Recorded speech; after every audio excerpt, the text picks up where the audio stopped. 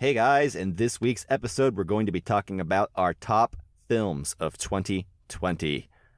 So that's it. That's all we're doing. So it should be a full episode and it should be fun. So join us.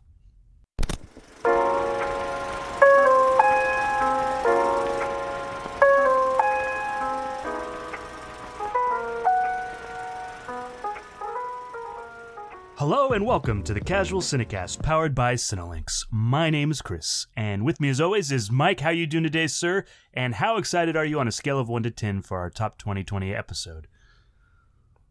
Oh, man. Well, obviously, I have to be at an 11. And thank you for asking. I'm good. Thank you. Yeah. How are you? I'm doing well. Good. I'm excited about this as well. Justin! But not an 11. Like a 10.5 maybe. Like it's hard to match your excitement. Yeah, but mine goes to 11. Do you see? Yeah, they didn't make mine go up that high. It was weird. Anyways, Justin, same question to you, and how are you doing? I'm very excited. This is one of my favorite episodes that we do, This is, I think, our third or fourth best of the year episode. I don't know. I'm losing track of time, but I'm very excited, and I don't even think my excitement is quantifiable by a number. Ooh. So maybe a color. So we'll go orange. I'm orange excited to do this. Code orange. Yeah. Awesome. Okay, well, if this is your first time listening, normally we don't do color categorizations for our excitement. Normally, we actually like to start off every episode in a section called News on the March, where we talk about film and TV that we have been watching. But since we're doing the top of the year episode, that's all we're doing this week. So we don't need an additional section where we talk about more things we've been watching. So, yeah, that's all we're doing today. Real quick, though, to catch you up on what we do every other week, when we're not doing top 10 episodes or new movies, what we like to do is the casual Criterion episodes. And how we pick the movies from that is we take a movie, each of us, from the Criterion collection, and we put it to you, the listeners, to vote on it. 2 weeks ago, we did that very thing, and the polls are in, and we have a winner. Mike, could you please tell us what that winner is? Absolutely. So our last Casually Criterion poll had a very clear winner, and that was your choice, which was the entire Before trilogy. The Richard Linklater, Ethan Hawke, Julie Delpy films, and that won with 51.9%. So we are going to be doing the entire trilogy, one movie at a time. So the next 3 Casually Criterion episodes have pretty much been spoken for. Second, just so you guys have an idea, was Charade, the Audrey Hepburn, Cary Grant film, directed by Stanley Donen. And then number 3 was Celine and Julie Go Boating, which was Justin's choice, which had 20.4%. Yep. Almost made it. I only lost by 31.5%. Yeah. Next time.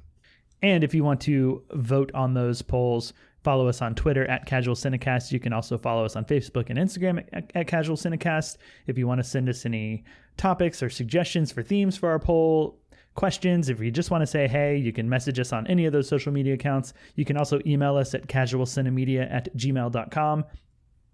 And then, of course, if you haven't done so already, you enjoy the show, you want to help other people find it, you want to tell other people that we're a good show worth listening to, go onto iTunes or whatever platform you listen to podcasts on that has a review rating system and give us a 5-star or maximum rating. I don't know if that rating might be orange if they do a color rating system like we almost never do. Probably stars. Probably stars, but whatever the highest rank, give that to us because, it feels good. Yeah, thank you. Okay, I guess with that, we should probably just not waste any more time and just get straight into our films. What do you guys say? Yeah, that's what I'm here for. All right. I assume Chris is on board too. Yeah, I'm an orange. All right, good.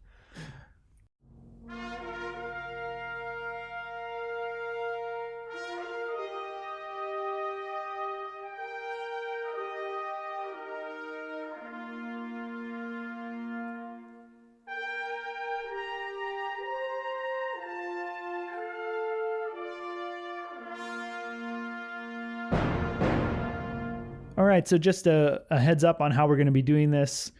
We're going to each be listing our top 5 best films of 2020. Normally we do a top 10, but with 2020 being kind of a weird year, we decided to just do a top 5, and then we're each going to like list our number 5s, and then we'll go through, list our number 4s, number 3s, and count down like that. And then stay tuned for afterwards. We'll very, very, very, very quickly be going through our 10 through 6 spots, but not as a full of a discussion as we'll be going through our 5 through 1 spots. And did I miss anything with that explanation? No, it sounded completely clear to me in my brain. Great. Would you rate it an orange? Probably. Okay. Do we not have a better color? I don't know. Anyway. Sure. But yeah. Okay. Well, with that explanation out of the way, Mike, go ahead. Start us off with your number 5 film of 2020. All right. So my number 5 film of 2020 is one that I didn't really see till the tail end of everything. And that is a film directed by Paul Greengrass starring Tom Hanks. And that is a Western called News of the World. Oh, wow. And yeah, and this is about a man traveling across Texas, who basically goes from town to town to read the news. And then in between towns one day, he comes across this little girl who has basically been sort of abandoned after her caravan escorting her somewhere was like violently overtaken, right? And so now she's kind of stranded, and then he realizes that she has also been living with like a Native American tribe for a long time, and her original family was killed by them. So she's been through all kinds of trauma, and he has to kind of escort her home. And it's a very realistic Western. It's not like a Tombstone or like a, or like a, I don't know, a Magnificent Seven where there's a grand shootout, that the whole thing kind of hinges on. It's a very, very slice of life kind of Western, a very slow drama about a man who is making his way through the world in a country that is recently trying to stitch itself back together after the Civil War. And there are many places, especially in the South where the movie takes place, where people are having a really tough time recovering financially after the Civil War and knowing how to make their way through the world, Mm-hmm. And that's the premise of the movie. And it's a slow, nicely paced Western that you don't really see the likes of these days. And I don't think this movie could have even been made without a star like Tom Hanks, getting the budget boosted up a little bit. How is it seeing Tom Hanks in something a little more indie and not, a big blockbuster type movie? It's good. He doesn't do anything that he hasn't done before, right? He's a very Tom Hanks-esque character, but I like this side of Tom Hanks a little bit more. Like, I liked Greyhound that came out this year. Don't get me wrong. I like a good submarine war, World War II stuff, but this is less polished than some of the stuff that he's been in recently, like you said, and I think it works. I miss this kind of Tom Hanks, but also I can't help but wonder that like maybe if it was someone besides Tom Hanks, it wouldn't have been a little bit more gritty, because you just kind of expect Tom Hanks to be nice. Yeah, Tom Hanks has a noble quality to him, and especially in this movie, he's very noble. He's dealing with some almost stuff, to the, but yeah. Yeah, and I think what really interests me the most about this movie is sort of the time frame in which it's coming out in. I watched this, I think, the same week that the riots were going on at the Capitol. Yeah. And throughout the movie, it's very much like fresh post-Civil War, and some of the conversations that they're having in this movie feel so modern. In the way that some people, feel in this country, and it's I don't know, it's just sort of like a weird juxtaposition of, hearing things in the context of like a Western, and also hearing some people say similar things in modern day America. It's interesting how things change and how things stay the same, I guess. Right. And it was made to comment on our current times, I think, too. Is definitely. Oh, sure. Yeah. But the week I saw it, it felt even more relevant than I think they could have even predicted it would. For sure.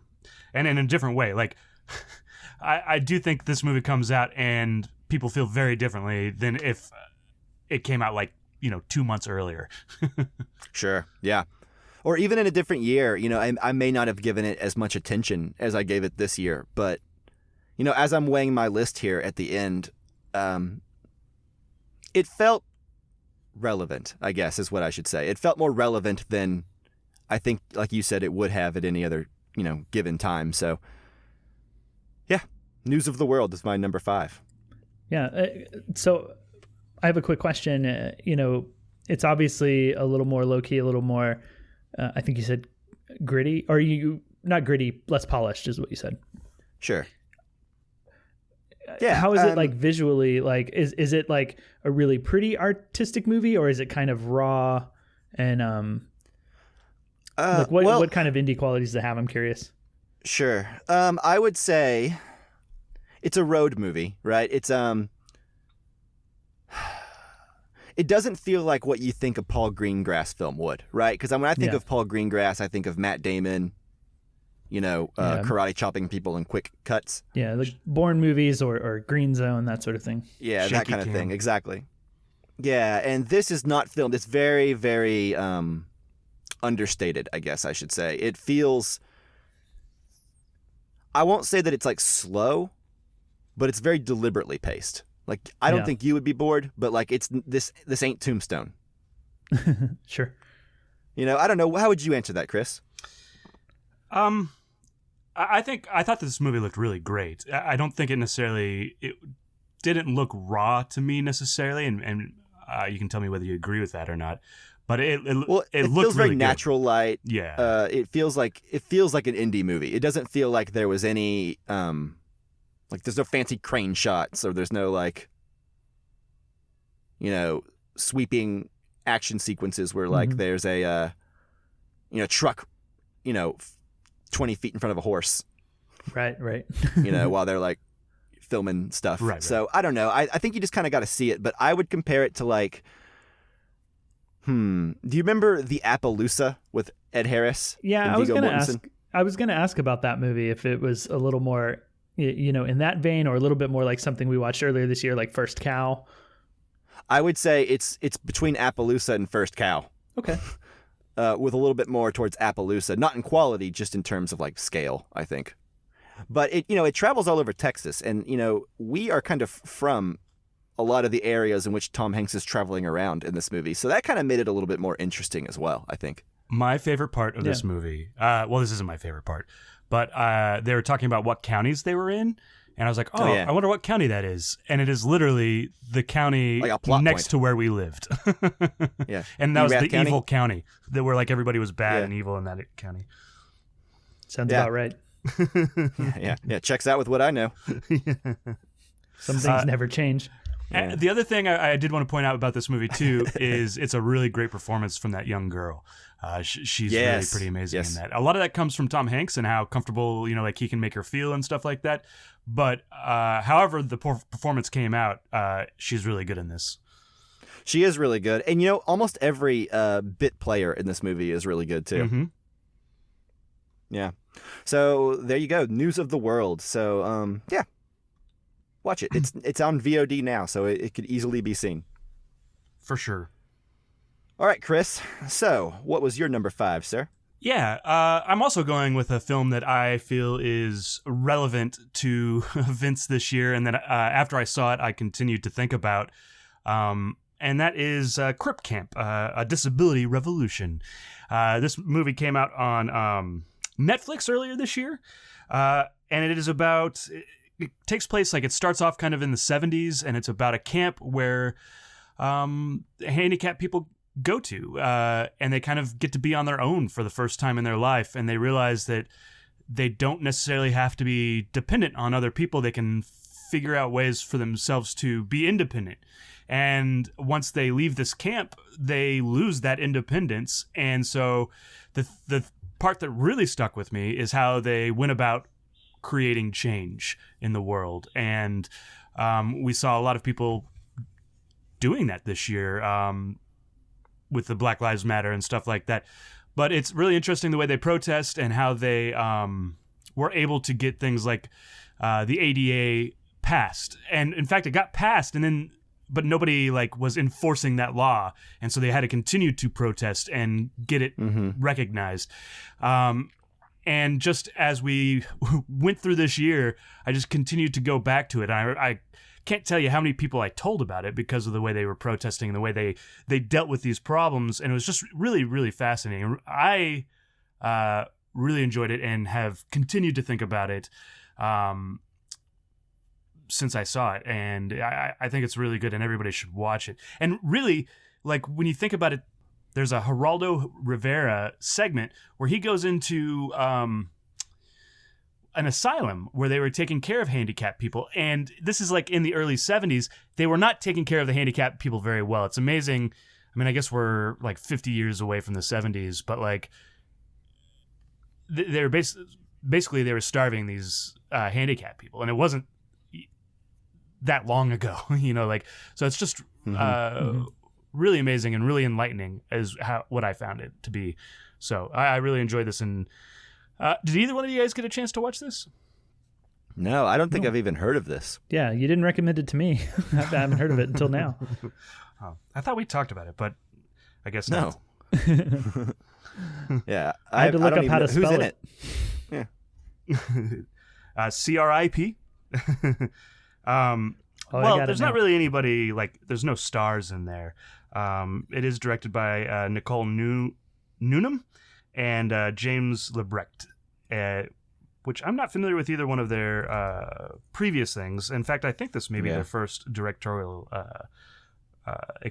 extravaganza. Not for anyways, but I would recommend go watch it. In fact, we'll just stop recording right now, and then you guys go watch it, and we'll come back in 2 hours.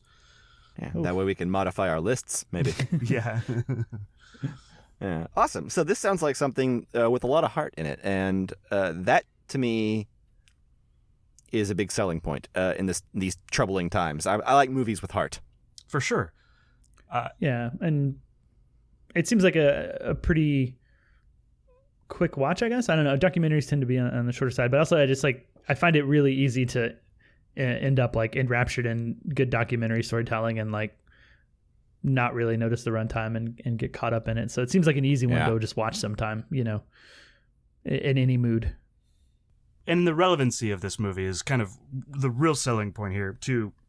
I mean, at some point they actually have to take over a whole floor of a federal building, and they stay there for weeks in order to get the ADA law passed, or to get the attention of the lawmakers, in fact.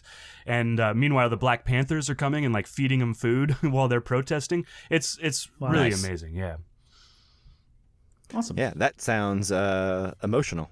Yeah. That sounds good. It is really good.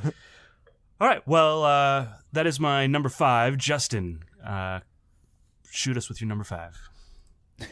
Shoot us with it. I'll shoot it to you.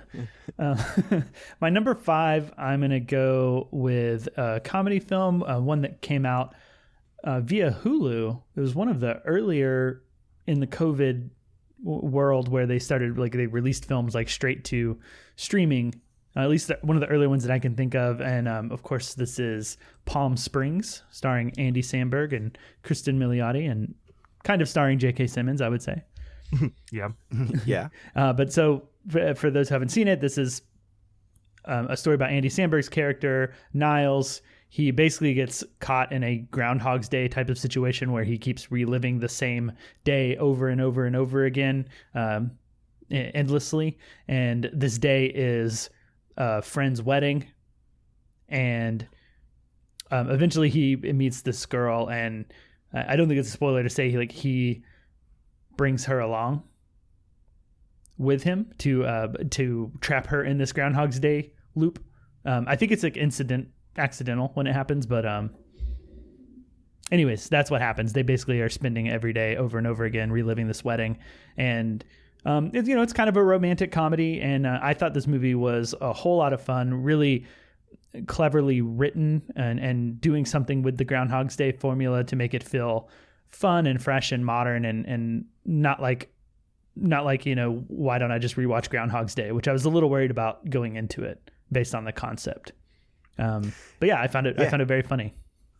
Yeah, this is a concept that I think at this point, I think everyone has seen something with this. Even if you haven't seen Groundhog's Day, you may have seen Edge of Tomorrow or Russian Doll or any number of things that have this kind of premise going on. But you're right, this movie does that in a way that feels fresh and new and self-referential, and they play with the rules in a really fun way.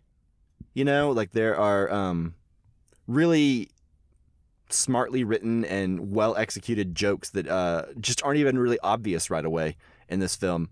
Yeah. Until you kind of wrap your head around like what the premise is and what's going on. But yeah, no, I'll just go ahead and jump off here. This is my number 4. So this actually worked out pretty good. So, wow. and yeah, and usually I'm not a big fan of romantic comedies. Usually I'm not even a big fan of Andy Samberg.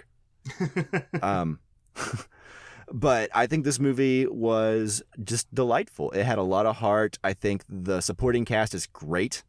I think Andy Samberg's pretty good, but like everyone else is like great, And the writing is just like, it knows all the questions you as the audience has, and it's like ahead of you. And I love that in a movie, right? Where I'm like, yeah, but what about this? And then they'll say something, to like cover that. And I'm like, oh, they understand what they understand the rules of these movies. They understand the fun of like letting this unfold. They're asking and answering my questions as I have them. Yeah. Without it feeling like they're just spending a ton of time being expository and answering questions. No, not at all. Like it's all just like in a very whimsical, charming way. They just kind of move through this really brightly colored story, right? Where it's like even dramatic stuff that might be sad isn't really played for sadness. It's all about learning to live with even the sadness, and learning how to like want to live your life, and not kind of staying in the same place. So I don't know. I really liked the movie quite a bit, enough to put it on my number 4. So I completely agree with you putting it as your number 5.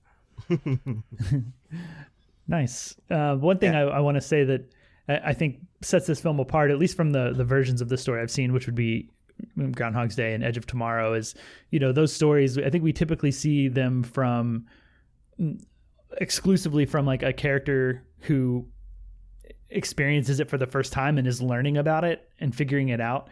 And one of the things I like about this is that Andy Samberg's character, we enter the story and he has, we don't know how many times he's lived it. I think it's like thousands and thousands of times that he's done this, you know, so potentially decades. Yeah. So he's like, he knows the ropes, he knows everything. So like to enter and one of our main characters have that perspective, provides like a different twist on it, I think. And of course you have one character just coming to terms with it while the other character has like long since come to terms with it. Yeah. And probably been through like every emotional stage about it. Yeah. Chris, have you seen this one? Yeah. I really love this movie as well. That's all I'll say, I guess, right now. All right, cool. So Chris, what is your number 4? It's also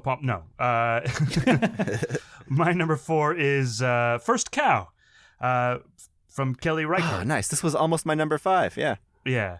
I really enjoyed this movie. I mean, all my number 5, top 5, I really enjoyed. But like, there was something about this movie, this like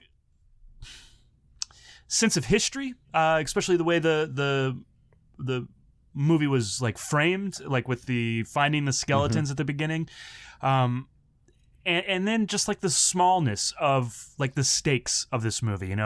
It's just about getting milk from a cow, and the consequences of it can be like quite dire. But it's about male friendship. These two guys just hanging out, talking about whatever, and not really. It's not like this. Oftentimes we don't see these kinds of friendships in these movies, like especially male friendships. Like there's always like this one-upsmanship, or I don't know, like the toxic masculinity that you can get. These are just two guys that want to get along, that want to further themselves, and I really love the friendship between the two guys. I also think it was really well shot. I really enjoyed the way it looked, and the way that I felt the earth, like while watching it, and I felt the dirt and grime. I thought that was really well done. Kelly Reichardt, I don't think I've seen very many of her things, and this has I need to go and delve deeper into her au revoir or whatever. Her She's got some great stuff. Yeah. Yeah. So I'm really, I really enjoyed this movie. I thought there's a lot of hope in it, even though it the ending may not have been the happiest ending, but there's hope to that ending. Anyways, how did you guys feel about this? I know we had an episode on it. How did you guys feel about it? Yeah, I quite like it. Like I said, it was almost my number 5. Yeah. So I don't know, up to a few moments before recording this episode, it was on my top 5. So I completely agree with everything you're saying. Yes, it's about male friendship. It's about all of those things, but also I would say it's about the quote American dream quote. You know what I mean? Capitalism.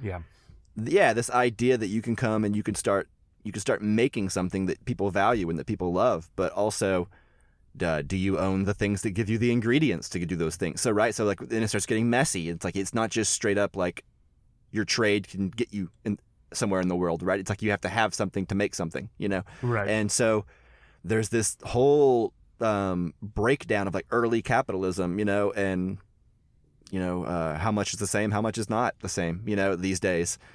And yeah, these two dudes just trying to make it in the world, and they have the means of survival, but maybe not the capital to get there. I don't know. It's just really fascinating little American tale.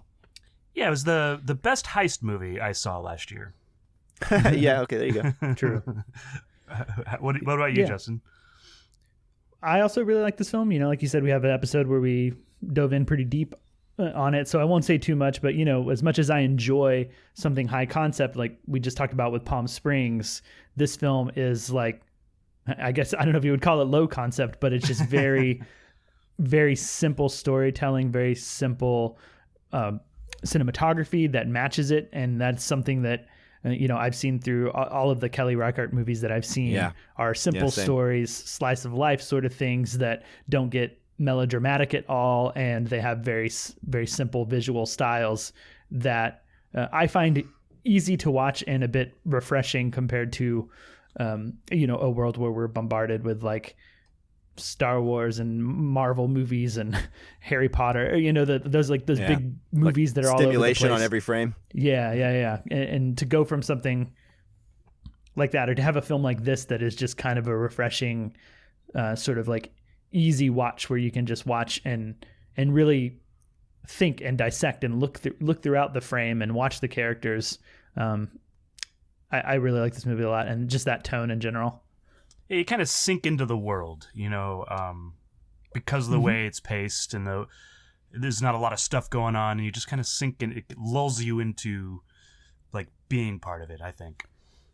Yeah, and great performances all around, and for sure. I'm trying to remember, but I think it's a pretty unknown cast, which is one of those things that helps you sink into the world. The only person I can remember recognizing from the movie is Toby Jones, who has a small part in it as one of the heavier guys. I don't want to say villains. There's not really any villains because that's melodramatic.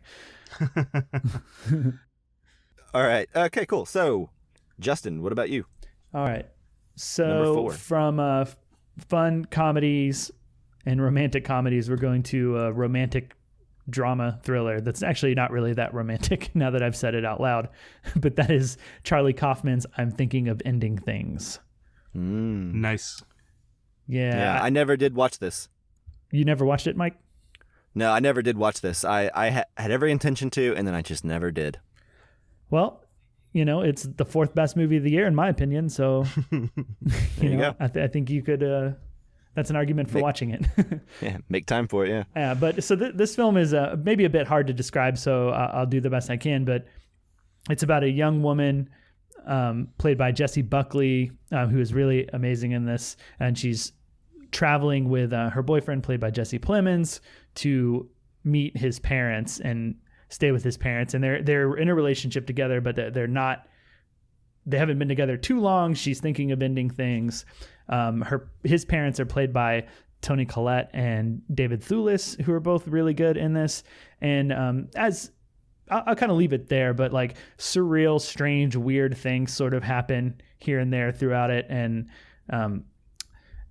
as typical of Charlie Kaufman, it's a very surreal sort of magic realism type movie that is a bit puzzling, a bit perplexing. Oftentimes throughout this movie, I didn't necessarily know what was going on, and you know, that's part of the fun of it, is to sit there and watch and try to figure out like what is happening, what is really like what is the key that's going to show up at some point to kind of unlock all of this, you know, a bit like a, you know, David Lynch film like Mulholland Drive, or a more modern one would be Under the Silver Lake. I think is kind of similar. But I think if you are a fan of Charlie Kaufman, I think that you will really like this movie. And I don't know that it's his best movie, but I definitely I like it better than I think some of his other movies. Like I think I like it better than like Synecdoche, New York, but I don't know if it's as good as Anomalisa, and I don't know if it's as good as some of the stuff that he wrote but did not direct. But still worthwhile, I say. Awesome. So yeah, I'm gonna have to watch this soon. Yeah.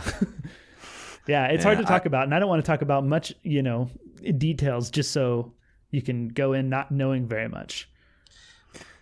Yeah, the names on, you know, especially Charlie Kaufman is just enough to get me on board. So I'll watch it soon. But yeah, Chris, I assume you've seen this and feel something about this movie. I feel something. I'm not sure what it is, and that's a legitimate answer. It is like on my extended list, like honorable mentions or whatever. This is a full meal of a movie. You know, this is a movie that you watch and then you sit and contemplate for days and weeks afterwards. I like this movie a lot too, and I think the selling point, like you were saying, Mike, you know, Charlie Kaufman, and then the 4 performances in this are remarkable, and that alone is worth the price of admission. You know, like I think we said this before, but Jessie Buckley is going to be a star, so keep your eye on her. Yeah, she's really great. And then the one other thing I would point out about this movie is the cinematography is really unique and really interesting looking to me. It's, I don't know, there's something very crisp and very saturated about it at times, but not oversaturated in an ugly way. But I would say that for me, in terms of just cinematography, this is probably the best cinematography of the year for me. Yeah. So it's just very visually striking and appealing, which, you know, maybe you've seen the trailer, Mike, maybe not, but you can tell just from watching the trailer that it's got a really distinct style. Yeah, no, totally. Like there's that shot of like, I think it's like the opening shot of the movie of like her in the snow, like looking up or something like that. Yeah. It, like something about that is just like really visually pleasing. Yep. It's like a postcard or something.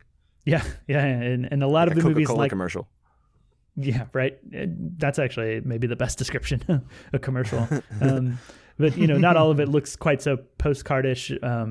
Some of it looks very, very stylized in ways that, you know, remind me of some of the visuals from like, you know, the second act of like Eternal Sunshine, where they're going through the dream world and things are very surreal looking. Well, I guess I was going to say in an unrealistic way at times, where you can like kind of see where, like, you know, you can see that there's a single light on something and not on anything else. And it's just very, very aware or very in your face about the style, you know. That's it for my number 4. I'm thinking of ending things. Mike, we're on to your number 3 now. Number 3. Okay, so this is a film by a director named Emerald Fennell, and this is a film starring Carey Mulligan called Promising Young Woman, which is a film that I'd heard quite a bit about. It felt like for like a whole year before I saw it. Yeah, since Sundance, I think.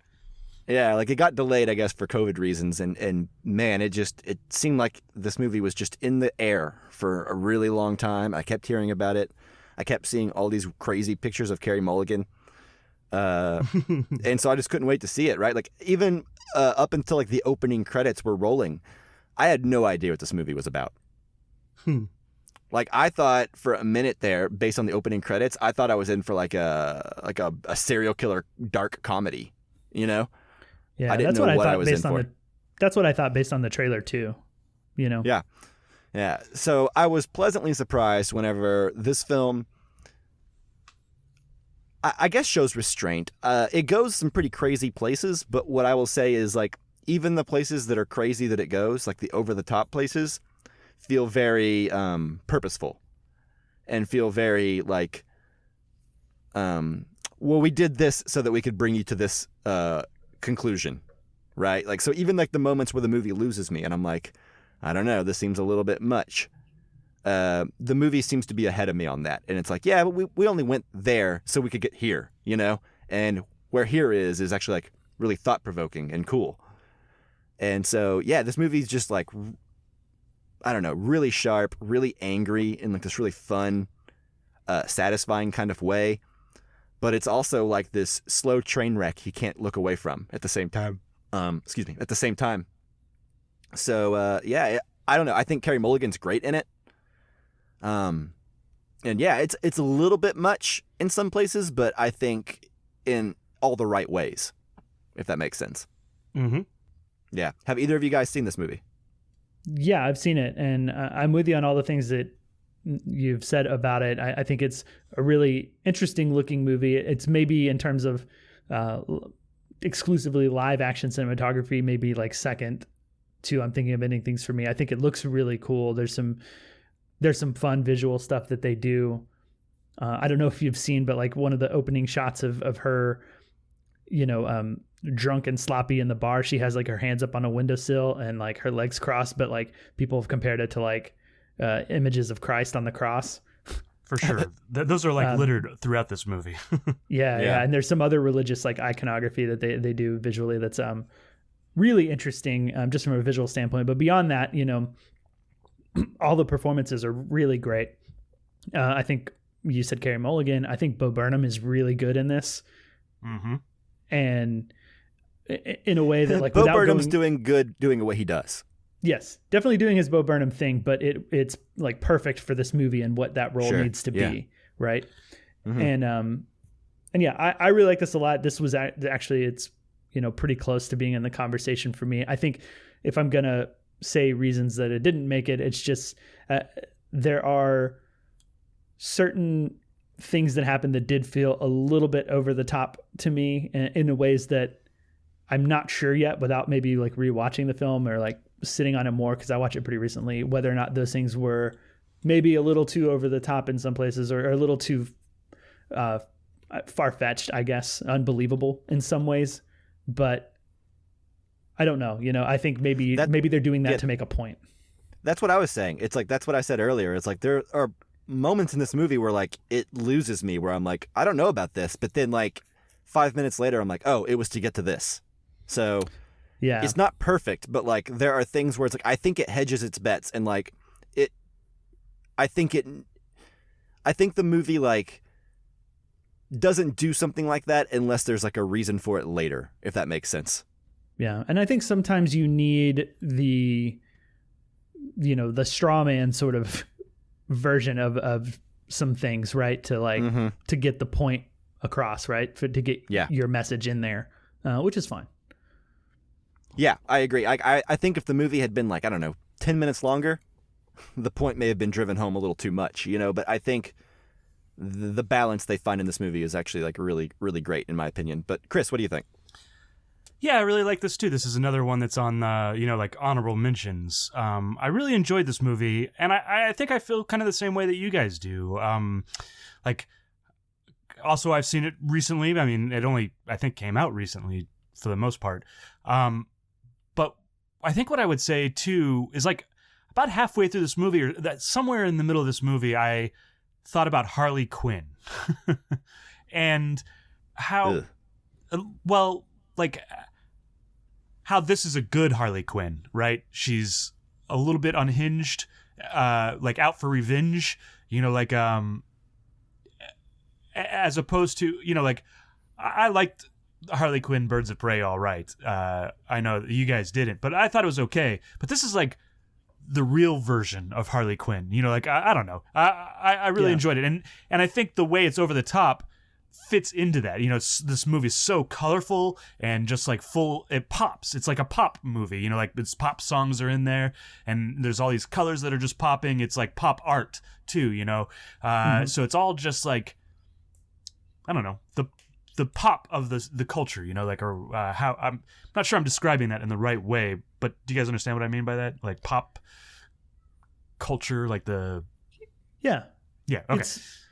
It's not like it's including those things for like art's sake, as opposed to just being like a heavy hitting story about this subject matter, right? Right. Well, like instead of like a heavy handed story, this is like Drive meets something heavy handed. Yeah.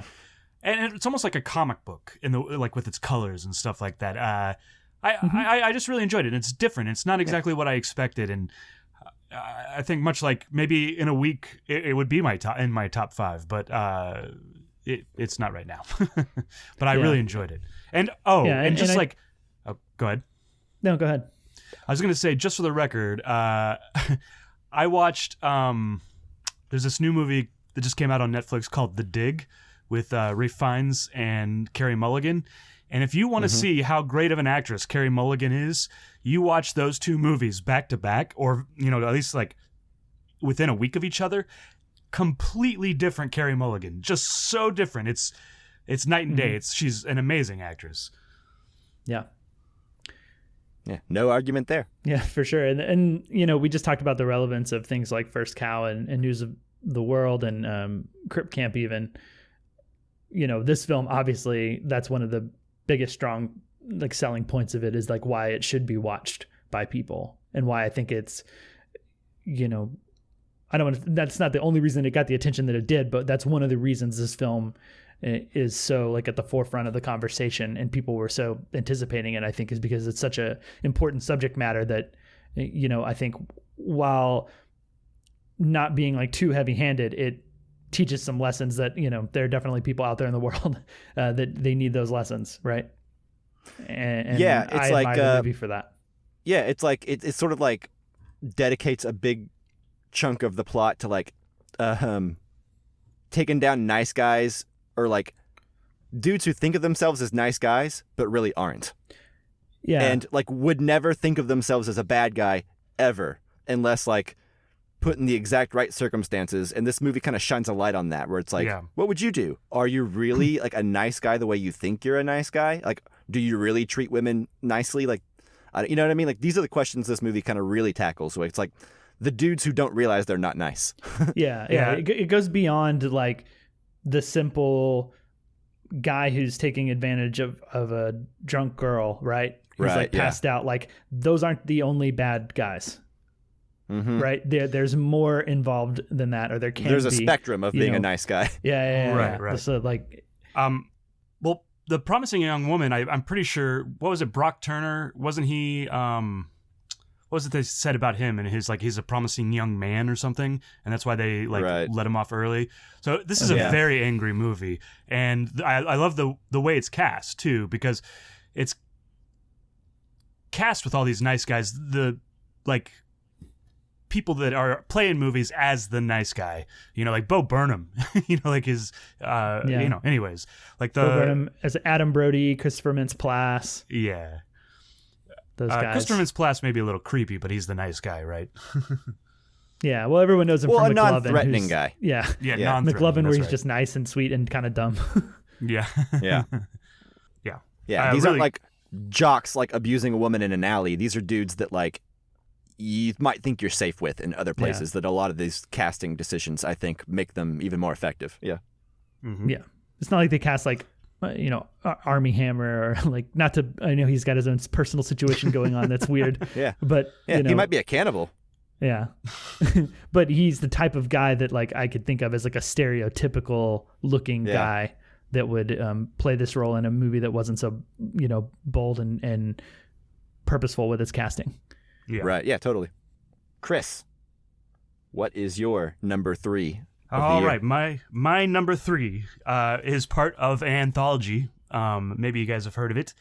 It was the Small Axe series from Steve McQueen that came out on the Amazon. So there may Came be out some on like the Amazon. the Amazon, yes, not the river, the streaming service. I don't know if you guys know about that one. They didn't release it floating down the Amazon River. Yes, That in would a have been- bottle. Yeah. That'd have been new. Yeah, that's a good release strategy. I don't know why they missed that. I mean, it's a streaming service. It streams down the river. All right, this joke has gone on for way too long.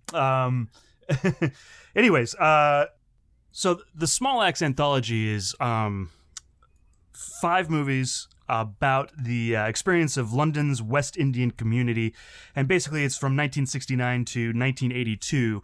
So each one kind of takes place in a different time, but it's all about how, this community and how they fight for racial equality and different things like that. And not all of them are necessarily, like the first one is about, it's basically like the trial of Chicago 7, except for, in my opinion, done much, much better. And then the third one is about, it's got John Boyega in it, and he's the first, well, maybe not the first, but he is one of the only black policemen, and how he's trying to go into to being a policeman and all the things that he faces there. Both of those are really great. Yeah, But sounds good, but very depressing. yeah. And that's where kind of Lover's Rock comes in. Lover's Rock comes in between those two movies, and it's basically a party. Lover's Rock was a real place where everybody like kind of went and hung out and partied, and it's excellent. This is another one I talked about First Cow, like kind of lulling you in and lowering you into this world. And Lover's Rock does the same thing. Like, there's not really like much conflict or stuff going on. It's just this party, and you just kind of feel part of it. And the music that happens in there's like a segment where they're like kung fu fighting, and the song comes on, and there's like this dance floor, and you can feel the heat of the room, and there's like the camera lingers on the people touching each other as they're dancing, and the closeness of it. It's just really great filmmaking. And Steve McQueen also, everything I've seen from him is all like deadly serious, he's dealing with heavy subject material, or subject matters, whether it's slavery or, the hunger, or not the hunger, just hunger.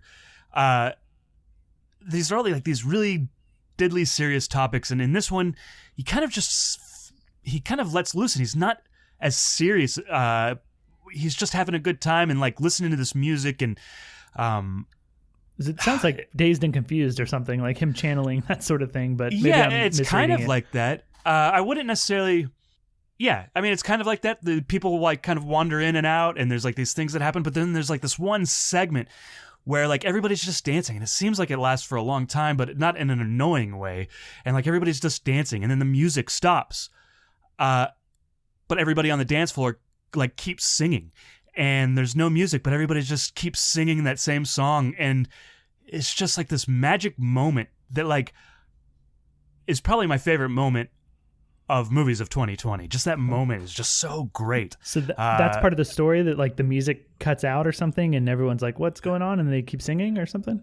No, the music just cuts out. There's not really an explanation. The song just ends essentially, but they keep singing and keep dancing, and okay, it's hard to kind of explain further.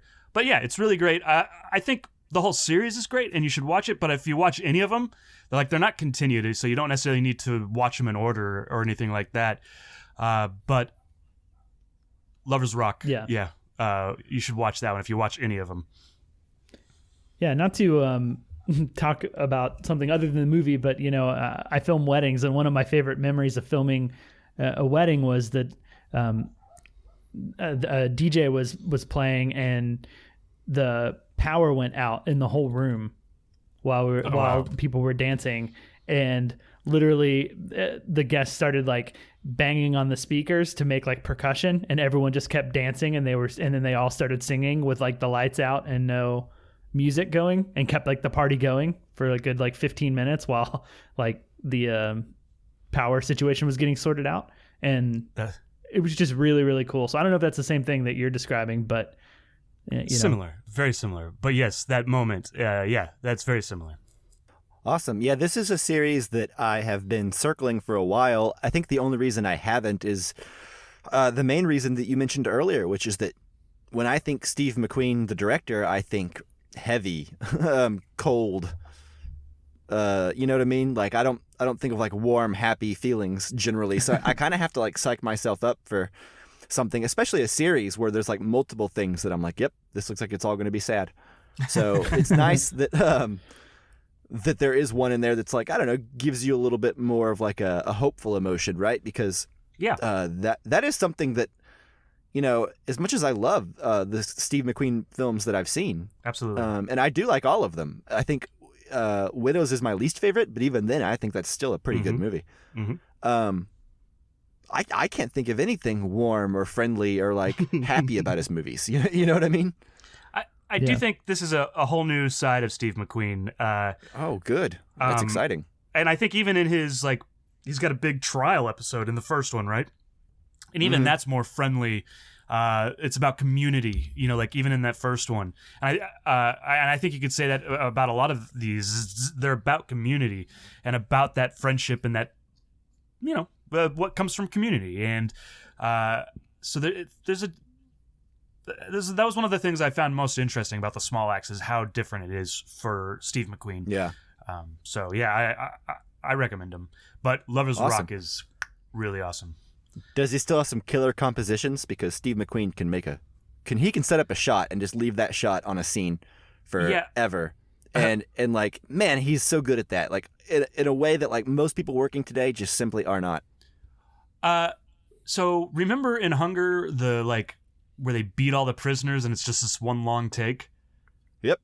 Imagine that on the dance floor. You know, like that's kind of what it's just like better. Floating around and you get to see like the people leaning against the wall, you know, like I love it. Yeah. Anyways, it's really great. Yeah, like you're selling me on Nights. this one. Yeah. I was like, it sounds like Boogie Nights to me. All right, Justin. On that note.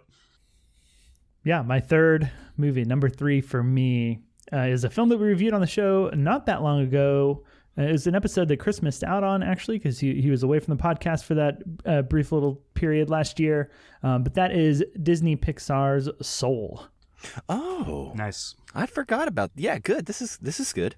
Yeah. This was one that we both really enjoyed, and I think we had a really good conversation about.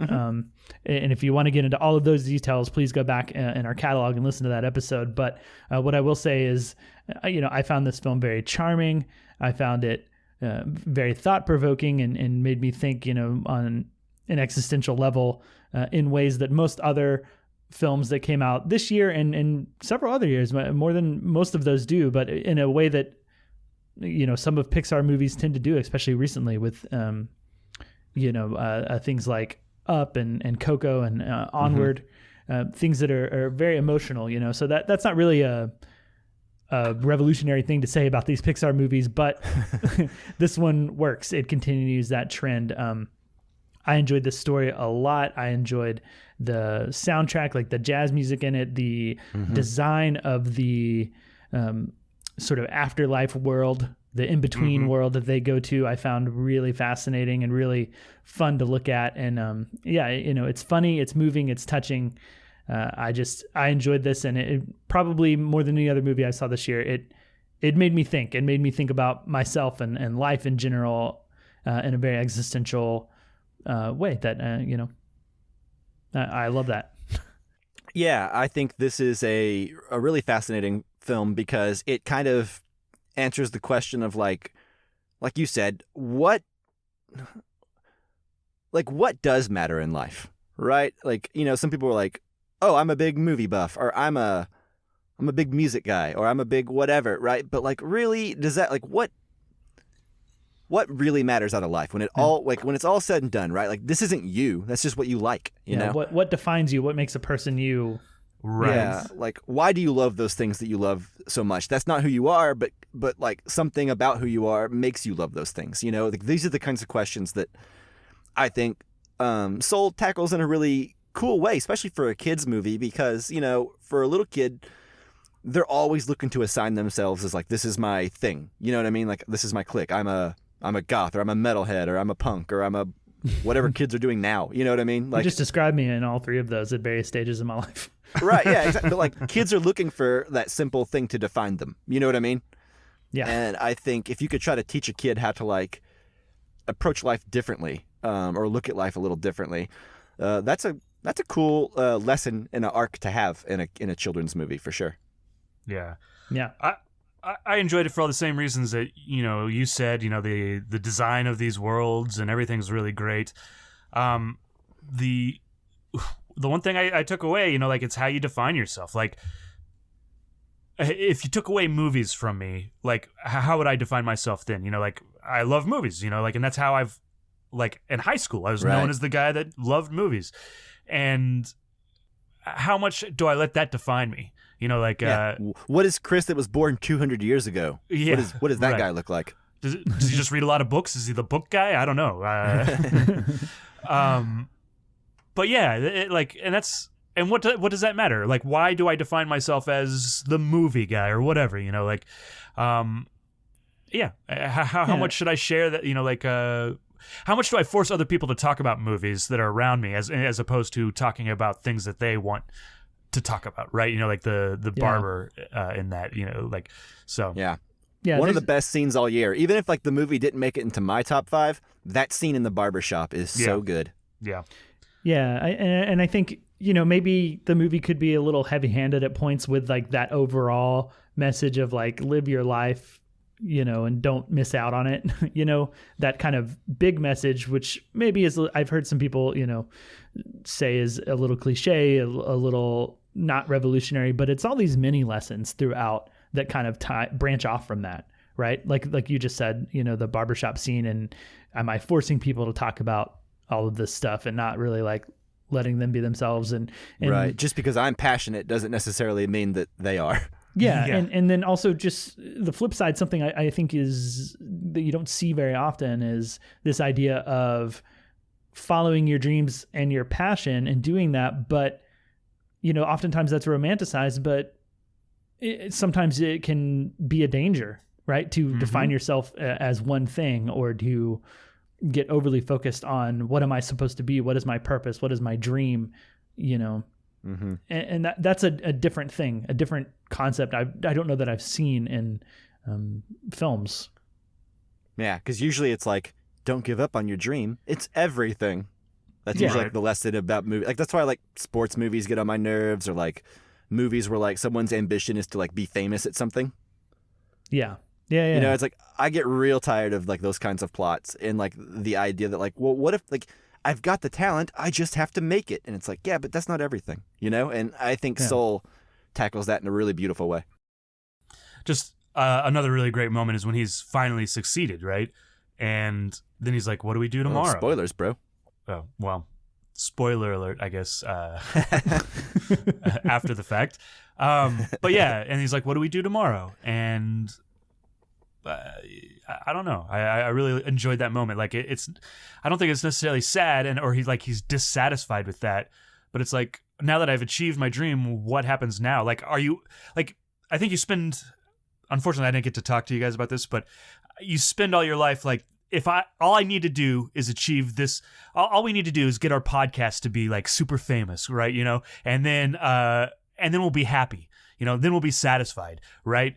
But no, that's not necessarily true. Like, there'll always be problems. There'll always be issues. So, yeah. That's what Mad Men is about, basically. It's like, what happens when you've achieved your dreams? You still have to live. Yeah.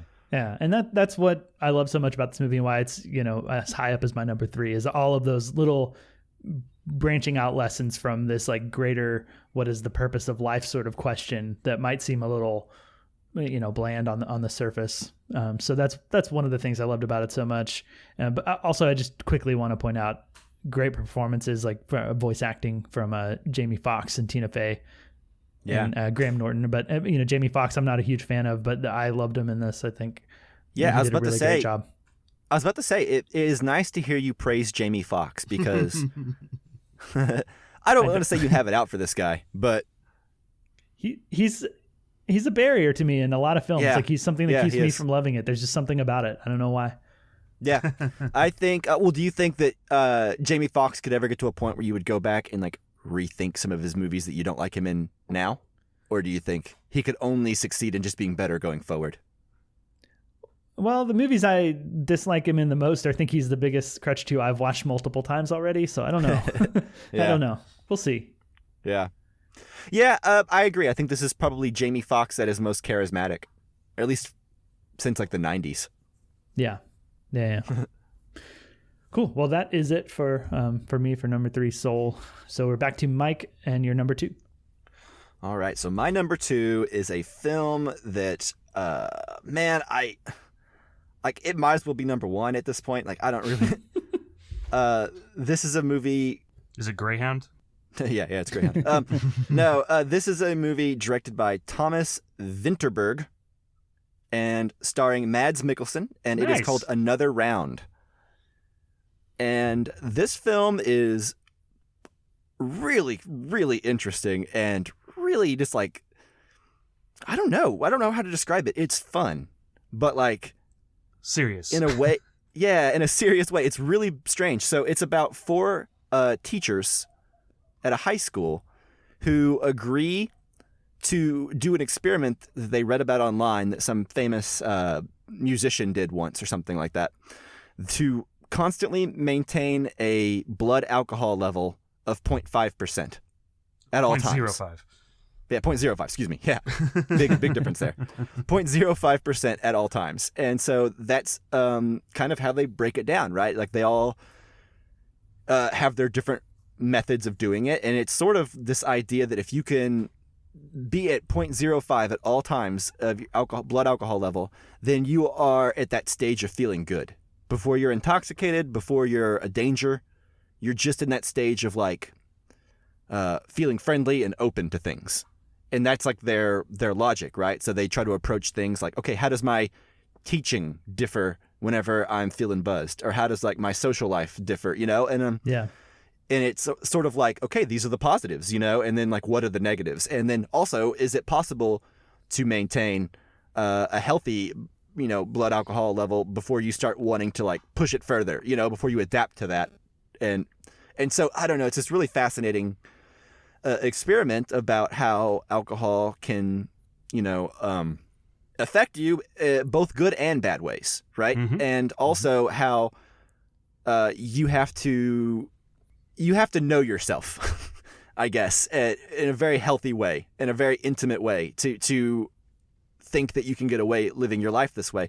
And man, I will say that Mads Mikkelsen is so great in this movie. He is. Mm-hmm. Oh my God. Like, the ending to this movie was just like, what is happening? Like, this is like mad brilliant almost. Like, I don't even know what else to say. It's just like this crazy little movie that, is just kind of deals with alcohol, and like not necessarily in like a condemning way like you think it would. It doesn't turn into like When a Man Loves a Woman, where like Meg Ryan's like falling through a shower or something, like no one's like beating their children or whatever. Like they're not that kind of drunk, you know what I mean? It's like it's very fascinating, I will say. It's I think you should watch it. It's pretty cool. Yeah. Chris, What do you think about this movie? I'm so glad that you picked this movie. This is definitely on my honorable mentions, on my top 10. And we haven't really had an opportunity to talk about it.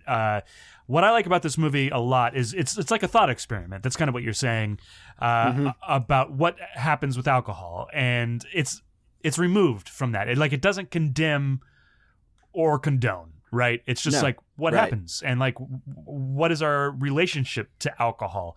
I think America, and we live in America, obviously, and like colleges, they talk about how like there's the drinking culture at colleges, but like in Europe, like they start this movie with a bunch of like 16-year-olds, I believe, like high schoolers, and it's condoned by the teachers, like running around the lake with some sort of drinking game, so it's, I think drinking's more prevalent, more accepted in Europe, and I don't know for good or for worse, but I just really liked how it looked at these things and didn't necessarily condemn nor condone. It was just this interesting way of looking at it and giving you both the positives and the negatives. Right. Well, it's like, the movie legitimately presents alcohol as if you, in certain circumstances, and if you handle it right, alcohol will make your life better. It'll make you a happier, more pleasant person.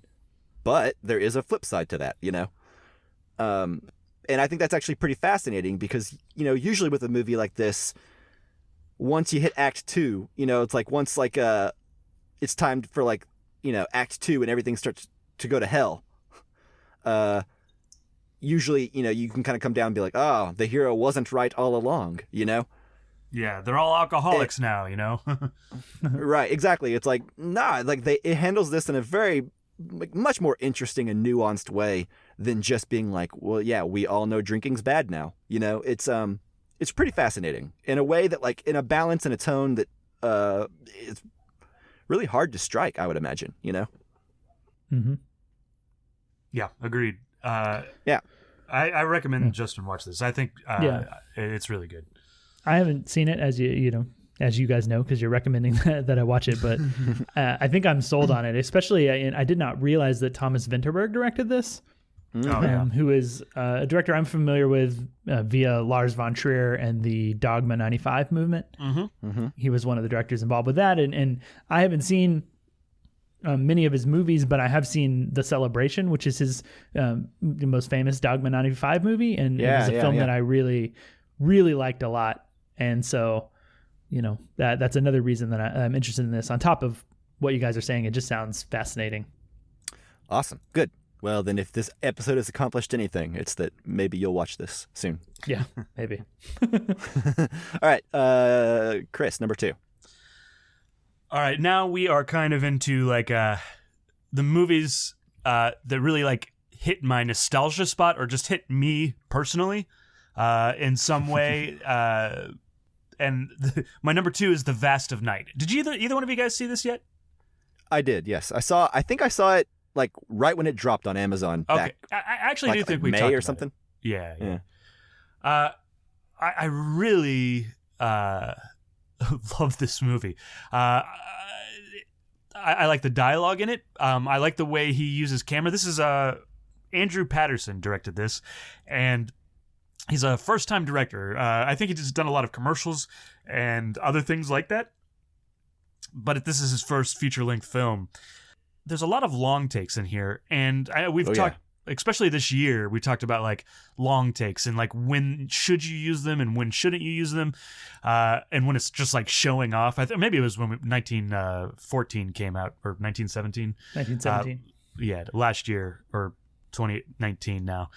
So sometime. Year before last, sometime in the past. And I think that these are used really well. They're both show-offy, where they're doing crazy stuff with it, and they're just long takes. And then there's just these takes where it just sits on the girl's face while she's operating, what are those old-time phone things, the phone booth. The switchboards, switchboards, and it just sits on her face for what feels like 10 minutes, and the suspense as she's trying to discover these things is just so great because there's not a cut, and so you're just on the edge of your seat.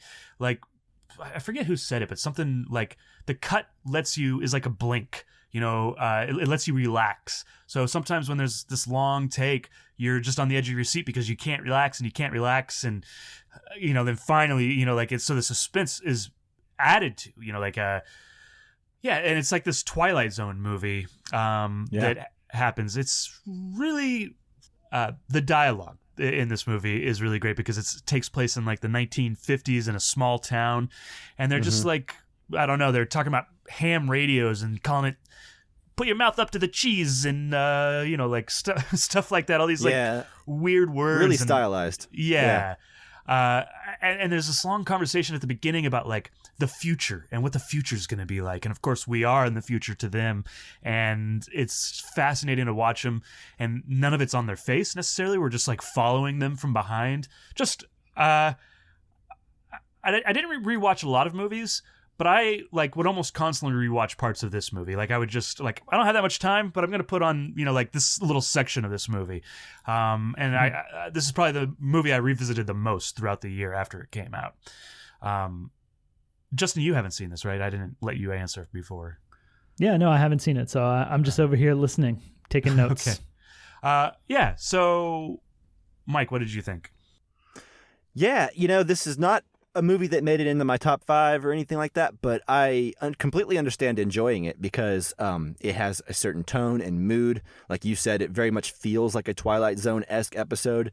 I think there's even like a stinger at the beginning and end of the like a bookend for the movie. Like in the middle, I think even. Yeah, that like even like sort of like evokes that feeling. Even down to like the dialogue, the stylized nature of it all, like all of it just seems so confident in a way that like it feels like I don't know, it almost feels like a cartoon. It's in some places. Like these characters are so animated and so lively and like interesting, and you just want to watch them. And I will say that I agree with you. There are some like all-timer long shots in here. Like there is a shot where like you're in a small town and you go from like inside one building all the way like across like a field to the other side of town, essentially. Yeah, to like the other side of town. Yeah, all in one shot with no cuts. Like, and it's just like the most like fascinating thing. So you understand like geographically where everyone is, how far away they are, like how really empty the streets are.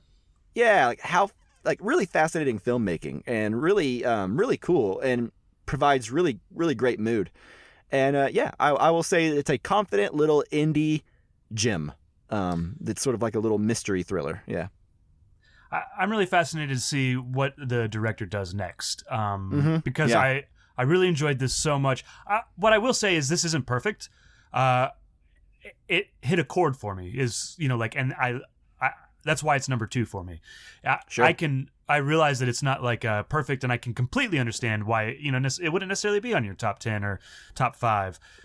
But like, especially like the ending, I think the ending I was a little bit let down on, but like the first 3/4 of this movie is so great that it doesn't bother me, So I'm interested in seeing what happens next in this guy's career, and even the 2 actors are really great. So I'm interested in seeing what happens with them as well. Justin, I think that's covers it for Vast of Night. What is your number 2, sir? All right, so my number 2 might be a little controversial, and it's definitely switching gears. And it's not necessarily controversial content matter, more just controversial as to whether or not this actually counts as a film. But it's definitely one of the things that I enjoyed most this year.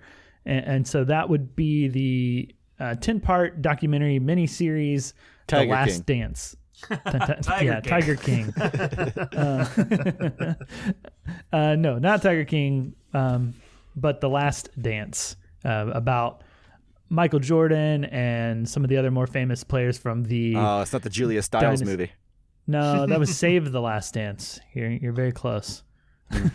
But it's about Michael Jordan and other stars of the dynasty Chicago Bulls team of the early 90s to mid 90s.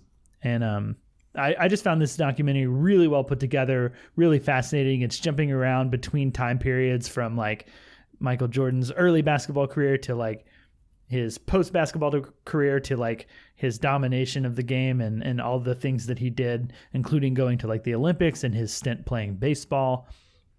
And I'm not even necessarily the biggest basketball fan in the world. There is a bit of nostalgia because I did watch some basketball during this time and was familiar with a lot of like the other players that he's facing and having like rivalries with. But overall, I think this is just one of the most like watchable things in the sense that I found it really easy to just sit there and turn over to the next episode, which is something that even in shows and series that I really like, I do struggle to watch more than like if it's an hour-long show, more than like 2 episodes at once. before I'm like, okay, ready to do something else now. Or, you know, if it's a sitcom, I max out at about 4 episodes a night. Whereas this one, I think I watched like 4 or 5 in a day one time. And that just speaks to the filmmaking, to the fascinating way they tell the story. I just really loved it. Yeah, we actually did a whole episode on this one, which is rare for us to do. Anyways, I agree with you. I really enjoyed this. And I think, like, at least for me, it was the way they told the story. It was the way they framed it, because it started like at the end of his career, the last season, and then it flashed back to the beginning. You know, so it was told very much like a regular TV show, like a fictional TV show, right? And so like each show like kind of left you on a cliffhanger, like what happens next in his career. And even though I kind of already know a little bit about what's happening in his career, but you're right, it is just really well put together, and a really enjoyable experience. I really enjoyed the series, and the way it touched on each of the players too, like from Dennis Rodman to Scottie Pippen, and it kind of gave them more depth too as you got to know the whole team as you went through with them.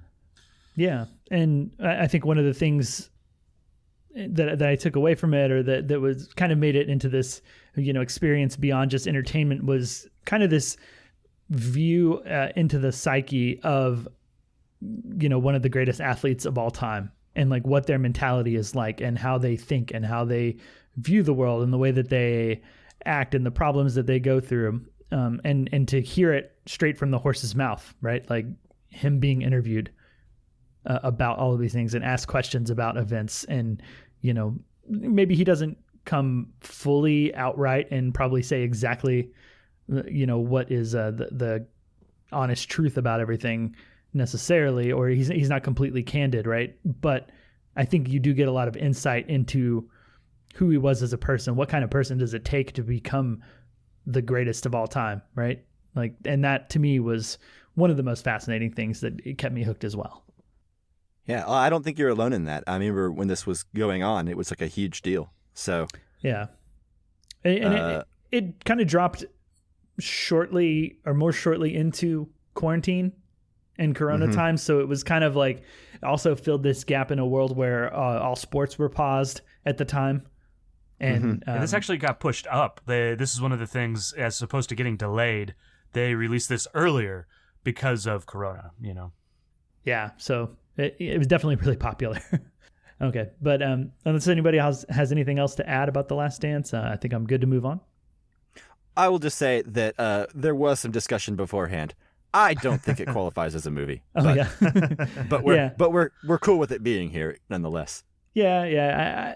I think maybe my argument would be that the other series that this director made, the O.J. Made in America documentary, did win an Oscar for Best Documentary in I believe 2017. So if the Oscars count it, or counted something very similar, that's all the justification I need. But I understand your point of view. And if you are mad at me for including this one, send me an email and I'll send you another film that I really liked a lot from 2020 to make up for it. But cool. So that's it for my number 2. So we're on to number 1s now. So Mike, what is your number 1? All right. So my number 1 is a film that came out, I think probably technically like a long time ago, but the release got all kinds of screwed up during 2020. And this is a film directed by Darius Martyr, starring Riz Ahmed, and it's a film called Sound of Metal. Awesome. This is actually my number 1 Nice. too, so we can 2 birds with 1 stone, this sort of thing.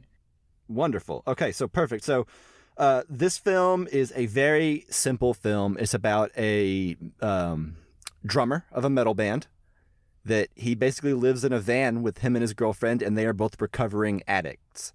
And they sort of keep each other healthy and sober and focused, and they're like each other's entire world, right? And then one day he just starts to lose his hearing suddenly and rapidly, you know?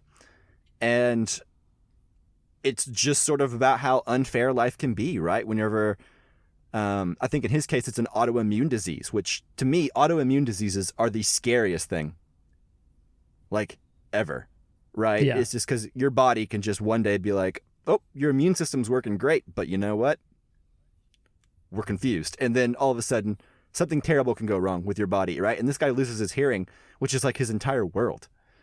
And so it's very much this story about this guy scrambling to keep every bit of his life together that he can, and sort of like the acceptance that, yeah, life ain't fair, you know, and sometimes you just got to play the cards you're dealt and learn to live. And I don't know, it hit home in a way that like just I didn't expect. I think Riz Ahmed is brilliant. Yes. I've always liked Riz Ahmed, like always. I think he's wonderful in everything, but man, did he really knock it out of the park in this movie. And Olivia Cook plays his girlfriend. She's great as well. Not as much screen time, but this is just sort of like this realistic slice of life movie, right? Where, you know, one day your body can turn against you and it won't happen on your schedule, you know, and no one can help you out of that but you. And it's rough, but not in a way that ever made me lose hope. I don't know. Justin, you said it was your number one too, so why don't you pick it up from there? Yeah, sure. All the things that you've said have been spot on. You know, it's about a devastating thing that happens completely out of your control. And, you know, there is parts of the movie where he's, you know, working towards a solution to the problem, like trying to fix it. But, you know, it's more than that. It's about, you know, you don't always need to fix something, or maybe something is unfixable. And the more important thing is to learn to like accept and go on, rather than like fight and lose your life to well, like, fighting this. Hence the addict part, right? Like his behavior, once he starts trying to like hold on to every bit of his life that he can, very much starts to resemble like a user who will do anything and sacrifice anything for that one extra little bit of time, you know? Yeah, exactly. Yeah. And, you know, on top of just being like a really emotionally moving movie with full of like great performances and, you know, kind of like we talked about with First Cow, you know, the very like simple cinematography that just feels very realistic and in the moment. The film has this ticking time bomb of the addict story that I didn't really know about based on having like seen a trailer. Maybe it was in there and I forgot about it. But, you know, I thought, here I am for this movie that is, you know, maybe going to hit close to home as a guy who used to be in a band and who used to dream of like being in a band and achieving my dreams of doing that. And like seeing this guy who does it and then gets it yanked away. I thought like that was going to be the crux of the story, because to me that's enough, right? In Sure, some way, that's enough to hook me and want, you know, me to see this movie and get a movie out of it. But you add in this sort of ticking time bomb of being a former addict, and, you know, maybe it's from other movies or maybe it's just from like stories of addiction, but like whenever someone is down on hard times, like we know, like we expect them to turn back, right? Right. And it's just so suspenseful on top of everything else that the movie's doing in terms of peppering in moments of like, you know, hopelessness, and then moments of hope and moments of joy, moments of like unbelievable like sadness and heartbreak. So and all of that together, I mean, to me, this is the movie that most affected me. I think this and Soul are maybe the only two movies of 2020 that I've seen that have actually made me cry. And so anytime a movie makes me cry, that kind of shoots it up there. Yeah. This movie, I don't want to say it was like a breath of fresh air, but like this was the movie that I was waiting for all year, I think, to like the movie that like, I guess, floored me emotionally, like in a sense, or like it just made me like unexpected tears, I guess. You know what I mean? Like that's the best, is like, if a movie can make me cry and then like 5 minutes earlier, I wasn't emotional. You know, that's a good thing. And I think this movie nails it. And also there's some beautiful conversations near the end of this movie between like Riz Ahmed and Olivia Cook, and a character who plays like Olivia Cook's father in the movie. Oh yeah, that guy's There's great. just some really great stuff in there. And Matthew Amalric. Amalrich. Yep. I can't sing this movie's praises high enough, and God, Riz Ahmed is great. I cannot wait to see what he continues to do. Yeah, when he's in Venom, in Carnage. Yeah. Now, I think he said he wasn't going to be in Venom 2. I certainly hope not. But whatever he wants to do, he's got to make his money, right? Like I can't hold that against him. Yeah. Got to buy a house. I really like this movie too. I mean, it's in my top 10 or honorable mentions. Paul Ratchie, the guy that played Joe, is also really good in this. I think he gives a really great performance. Like there's a heartbreaking scene towards the end, you know, like when he's acting like an addict and Paul Ratchie has to do something, you know, like he has to treat him like an addict, and it's heartbreaking. And like he may not be doing drugs, but he's still addicted, right? And like Mike was talking about. And that scene for me was the heartbreaking scene, you know, the one that's like really hard to watch and really well acted by both the actors in that. And like it's partially sign language, you know, too. So it's really really interesting, really good. Yeah. One other thing that I'll say, Darius Martyr, the director, the other thing that I know that he's done is he was the writer on Place Beyond the Pines. Oh, the Derek Cianfrance movie, and him and Derek Cianfrance have story by credits on this film too. But I would say, as his directorial debut, this makes me excited to see what he does next. No kidding. And you know, I didn't love Place Beyond the Pines, but I thought it was a really interesting concept, and he very clearly has influences as a filmmaker from Derek Cianfrance, and maybe it's because he writes with him or whatever. But if you like Derek Cianfrance, if you like Place Beyond the Pines or his other film Blue Valentine that I really love, if you like that sort of movie, then I think Sound of Metal is definitely up your alley in terms of like tone. For sure, yeah. Okay, so I guess that covers Justin and I's number one. Chris, what do you got for number one? My number one is gonna feel like we've done it before because we have. It's Palm Springs. Nice. Oh wow! This movie came out like in the middle of the pandemic. You know, like this was like came out streaming on Hulu. We were kind of in the middle of like a dry spell, or what felt like a dry spell for movies. Like it didn't feel like we were getting a ton of them at the time, or a lot of them were, you know, like the C-listers that weren't, you know, the top of the game. They were just kind of dumping stuff out there. And we got Trolls World Tour, which was pretty good, but it's no Palm Springs. But yeah, I love this movie for a lot of the reasons Justin said. I also think that this is obviously an analogy for just a relationship.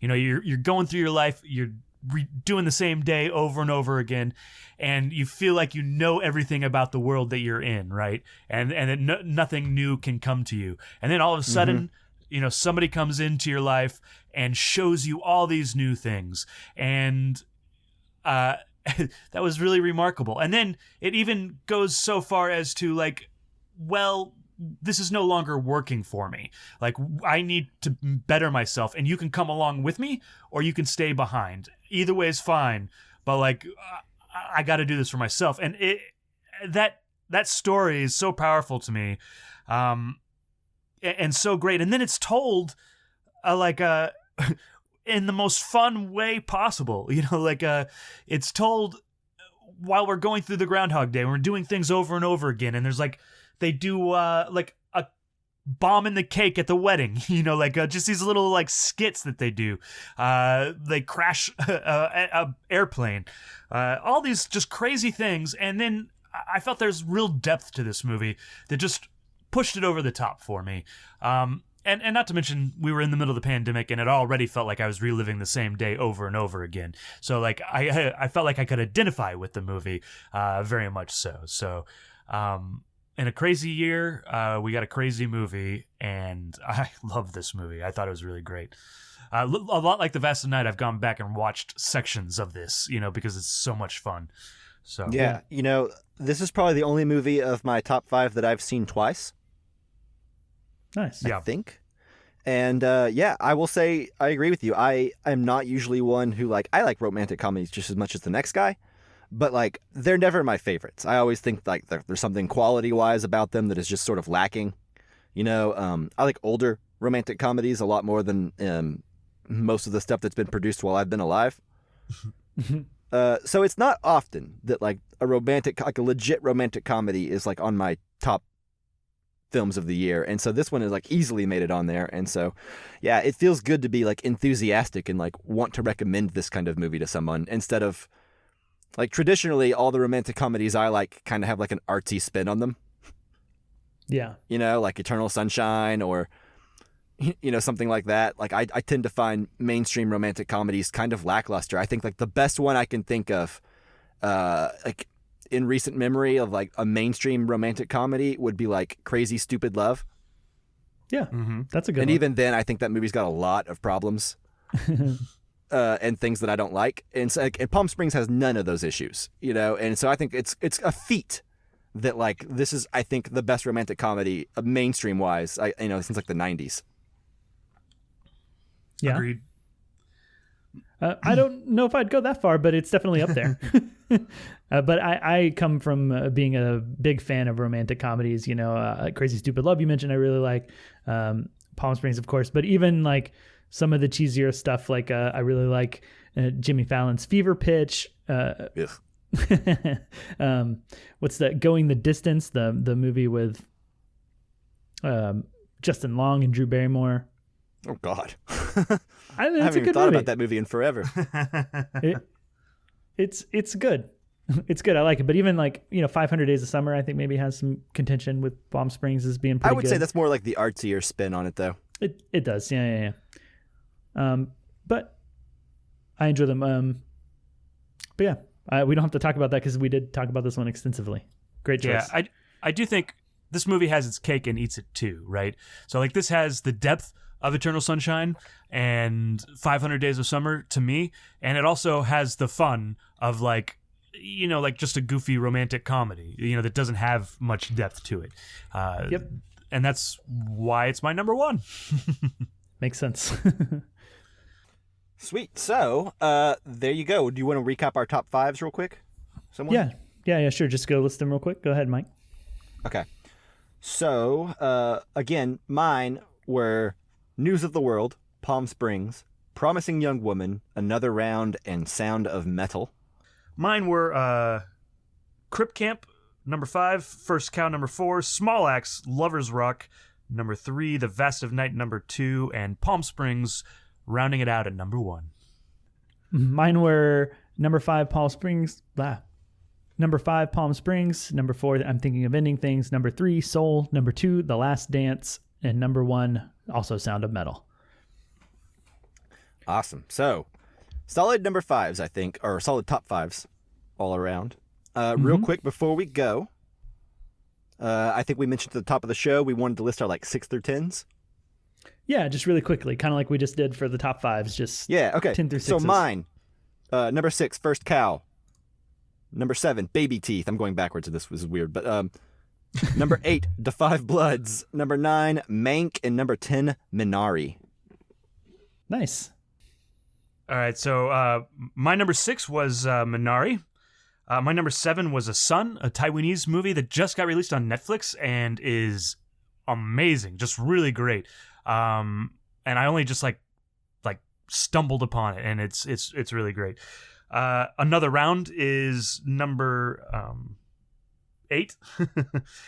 Never, Rarely, Sometimes, Always, number 9. And then number 10 is a twist that you guys will never see coming. It's called The Empty Man. It's another first-time director that I'm interested to see what happens next. It's got some problems with it, but man, that ride. It's a lot like Under the Silver Lake, where it's just bushy and unwieldy and not all together, but the parts that are together are really amazing. Awesome. Nice. So mine, I'll keep with the trend. Start with number 6. That would be Sofia Coppola's On the Rocks. Nice. Number 7 would be Disney, I think Pixar's Onward. Number 8 would be Promising Young Woman. Number 9 is a documentary called Dick Johnson is Dead. That's really fascinating and different from most documentaries I've ever seen. And then number 10 is one that Chris had on his list, Never, Rarely, Sometimes, Always, which is a really great I saw that movie a couple weeks ago. I kind of forgot about it, but yeah, it probably should have made it in my honorable mentions too. That's a good movie. Yeah. I mean, all in all, pretty good. There's some pretty tight competition, I think. Like everything is pretty close for me, and the differences between like even my like numbers 2 and 3 and like my 8 and 10 and 9 are like they're pretty small, right? Sure. Like we're splitting hairs to get there. Yeah, I have 18. Like I made a list on Letterboxd, and I have a total of 18 movies, and all of which have gotten mentioned, I think, pretty much. But yeah, they all could have been on my top 10 list. Just like, what do I want to talk about today, right? Mm-hmm. Yeah. That's ultimately News of the World made it on there because I was pretty sure someone else was going to choose First Cow. Yeah, First Cow was on mine. I had about 15, I think, that were in contention for like that top 10, maybe even top 5. Maybe not all of those 15 were in contention for top 5, but definitely in the top 10. So pretty good year, all things considered. Yeah, I thought it was going to be worse. Yeah. All right. Is that it? I believe so.